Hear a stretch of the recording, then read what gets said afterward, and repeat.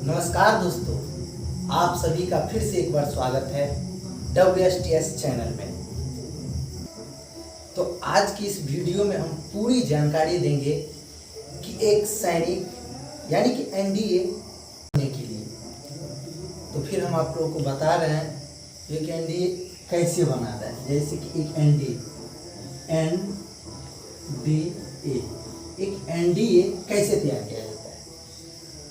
सब एक सैनिक बनता है, सबको एक इच्छा होती है। जैसे कि पेपर, न्यूज, ETC में देखते हैं क्या सबकी एक इच्छा होती है कि मैं एक सैनिक बनूंगा, अपने देश की रक्षा करूंगा। लेकिन उसमें यानी कि बेसिक क्या है, उसके लिए हमें क्या करना पड़ेगा। तो हमें एक ये NDA का एग्जाम हमें फेस करना पड़ता है। यदि ये एग्जाम हम पास करते हैं ना, तो हमें यानी जल सेना, थल सेना, वायु सेना, इस तीनों में हमें जाने का मौका मिलता है और हम उसे अच्छी तरह से तैयारी कर पाते हैं। जैसा कि आप जानते हैं, देखते होंगे, इतने चैनल देखते हैं, इतने जगह देखते हैं, इतने इंटरव्यू होता है। आखिर एक सैनिक बनने के लिए क्या क्या उसे झेलना पड़ता है। बहुत सारे टेंशन झेलनी पड़ती है, बहुत सारे मेहनत करना पड़ता है। लेकिन ना उसकी बेसिक नॉलेज ना अभी तक कोई समझ नहीं पाया है कि बेसिक नॉलेज क्या होता है एक सैनिक का। बेसिक नॉलेज जैसे कि हम जानते हैं कि एक सैनिक की तैयारी के लिए सबको अपनी बॉडी का फिटनेस होती है और बॉडी के फिटनेस के साथ साथ उसकी तैयारी भी होती है, पढ़ाई भी अच्छी होती है। कम से कम उसे ग्रेजुएशन नहीं तो इंटर तो पास करनी चाहिए, क्योंकि फोर्स लाइन में जाने के लिए ना हम कम से कम मैट्रिक तो नहीं लेकिन 12 पास होना चाहिए मिनिमम, कम से कम। जैसे कि अभी हम सिंपल सी बात है, यदि जल सेना और वायु सेना में जाने के लिए ना हमें मैथ और साइंस, इस दोनों की अधिकतर हमें आवश्यकता पड़ती है। उसमें भी 60% मार्क चाहिए। यदि 60% मार्क होगा ना, तब हम जा करके यानी कि एयरफोर्स या नहीं तो हम NDA एग्जाम के लिए हमें क्या क्या तैयारी करनी पड़ती है और उसके क्या क्या विशेषज्ञ है, नेक्स्ट वीडियो में लेते हैं कि हमें तैयारी करनी है। हमें एक फोर्स लाइन में जाने के लिए हमें किन किन बातों का ध्यान रखना है, किन किन बेसिक बातों की। उसी तरह से जैसे कि हम अभी जो बता रहे हैं ना, इन वीडियो में ना आपको हम बेसिक जानकारी नॉलेज दे रहे हैं, जो कि एक फोर्स के लिए हमें अति आवश्यक होता है तैयारी करना। जैसे कि पहला हमें सिंपल सा बात है, सबको पता होगा और घर में सब जानते हैं कि हमारी ना फिटनेस सबसे ज़्यादा महत्वपूर्ण रखती है। हमारी शरीर स्वच्छ रहेगा ना और शरीर फिटनेस रहेगा, तब हम फौज में जा सकते हैं। यानी कि पहला फिटनेस। इसके बाद नेक्स्ट नंबर 2 होती है यानी कि हम कौन सा एक टाइम चूज करते हैं।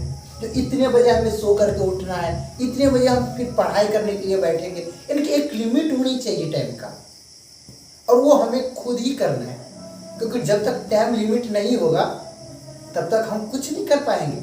क्योंकि एक सैनिक का पहला महत्वपूर्ण होता है कि उसकी अपनी समय पे बराबर यानी कि एनी टाइम उसको फोकस करना है, उसको उस पर एक सेकंड का हिसाब देखना है।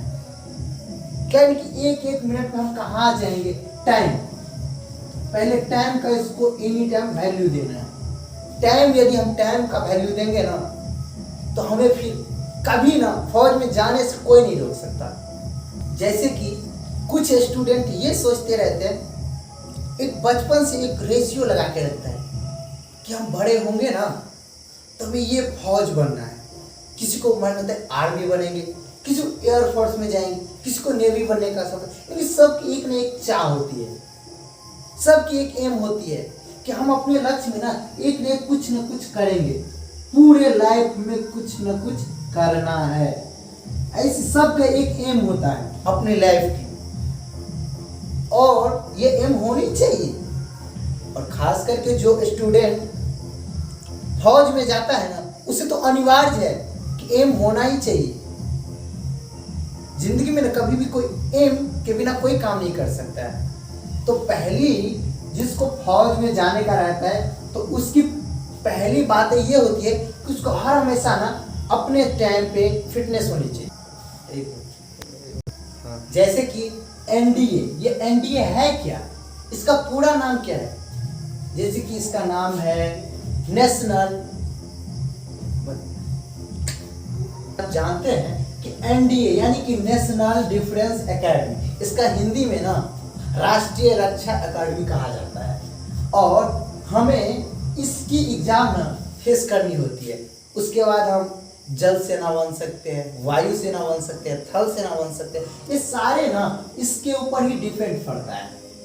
यदि हम ये तैयारी कर लेते हैं तो फिर हम उसके एक नए बनने का सपना हमारा साकार हो जाता है। जब हम ये एग्जाम फेस कर लेते हैं तो दूसरा फिर हम देखते हैं कि क्या कैसे होता है और दूसरी बातें क्या होना चाहिए।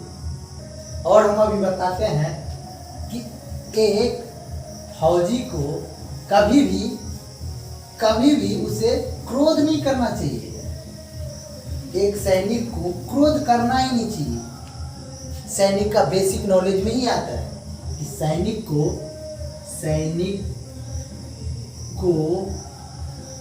क्रोध नहीं करना चाहिए, नहीं करना चाहिए। ये एक सैनिक का विशेष रूप है। यदि वो क्रोध करता है तो अपनी अच्छी बनाई हुई प्लान को भी वो भूल सकता है, यानी तो बीच में गलती हो सकती है, उसे बहुत तरह की समस्याएं आ सकती है। एक सैनिक को ना बुद्धिमानी से और शांति से सोचना चाहिए और अपने कर्तव्य के, अपने देश की सेवा में एनी टाइम शांति दूत की तरह एकदम पूरे शांति के साथ उसे सोचना चाहिए हमारे कैसे हमारे देश की रक्षा होगी, किस तरीके से होती है। और सैनिक का दूसरा और एक बेसिक में ही आता है, जैसे कि सैनिक को ना एक दूसरे के प्रति हर हमेशा स्वभाव अच्छा होना चाहिए, अच्छा होनी चाहिए। और नंबर तीसरा, कभी भी भूखे को भोजन करवाना चाहिए। भूखे को भोजन कराना चाहिए। ये सैनिक का पहला कर्तव्य है अपने देश के प्रति, अपने राज्य के प्रति। जो कभी भी उसके राज्य, उसके देश में बहुत सारी परेशानियां आती है, उसमें देखना चाहिए कि आखिर होता क्यों इतनी परेशानियां आती है। यदि हम सुरक्षित रहेंगे तो सब सुरक्षित रहेगा। जैसे कि आप जानते हैं, और सिंपल सी बात है कि बहुत सारे फौज देखते हैं, हम भी, हमारे गांव में भी बहुत सारे आदमी हैं जो फौजी में है, उसको देखते हैं ना, जैसे कि आएगा गांव, तो यानी कि उसकी विचार ना कुछ अजीब सिस्टम से होता है। एक फौज का ना दूसरे के प्रति इतनी उसे व्यवहारिकता होनी चाहिए ना, कि जब भी कोई आए उसके दरबार पे तो उसको भूखा नहीं लौटाना चाहिए। एक फौजी का पहला कर्तव्य है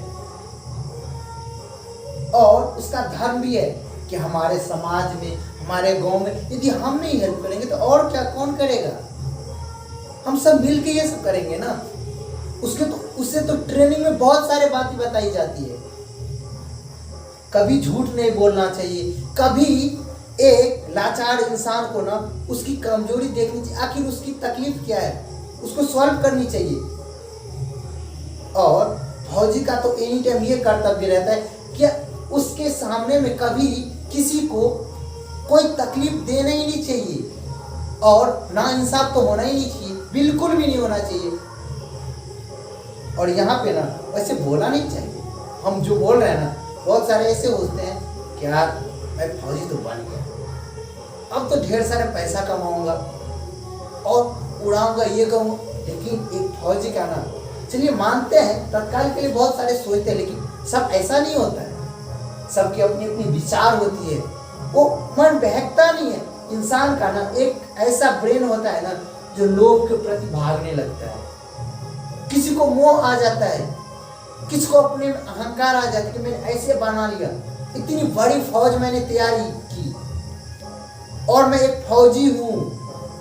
कभी घमंड करना ही नहीं चाहिए, कभी भी। मैं ये नहीं चाहता हूँ कि वीडियो काफ़ी लंबा हो, क्योंकि ज़्यादा वीडियो लंबा रहता है तो सब यानी कि चिढ़ने लगता है। लेकिन चलिए हम कुछ बातें ना नेक्स्ट वीडियो में करेंगे, जैसे कि एक फौजी में जाने के लिए ना उम्र कितनी होनी चाहिए, फौजी में जाने के लिए उम्र कितनी होनी चाहिए, कम से कम जाने के लिए उम्र कम से कम कितनी होनी चाहिए, और हमें कौन कौन से बुक पढ़नी चाहिए, ये सब हम नेक्स्ट वीडियो में हम बातें करेंगे। तो अभी के लिए इतना ही, और हमारे वीडियो को लाइक कीजिए, शेयर कीजिए, और कोई तकलीफ हो तो आप हमें कमेंट करके बता सकते हैं, उसका हम सजेशन देंगे, क्योंकि बेसिक नॉलेज ना हर हमेशा इंसान को होनी चाहिए। तो अभी के लिए इतना ही, नमस्ते और जय हिंद, जय भारत।